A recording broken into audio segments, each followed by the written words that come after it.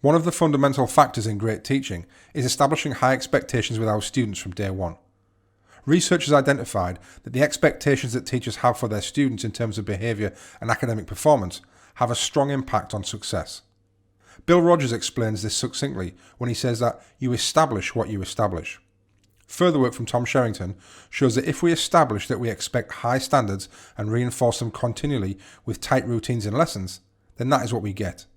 If we continuously insist on polite, respectful interactions, listening to whoever is speaking, and acting in a supportive, mature fashion, then students will learn the boundaries and respond. Conversely, if we establish that, despite our intentions, in reality we'll let things go, accept mediocrity, sloppy writing, half-finished work, and allow lessons to drift without addressing the behaviour issues, then that is also what we get. If we establish that calling out, low-level disruption, and rudeness will go unchallenged, these will become embedded behaviours all too easily. The latter can act as a self-fulfilling prophecy. We know from research and our own eyes in the classroom that students will live up or down to their teachers' expectations regarding their behaviour and attitudes towards their studies. So when teachers exhibit low expectations, students naturally pick up these behavioural and social cues from their teachers and perform in accordance with expectations, rarely exceeding the norm. The problem is, there isn't a teacher out there that believes they consciously have low expectations for their students, or that they are communicating low expectations to them based on their own classroom behaviours, rules and routines.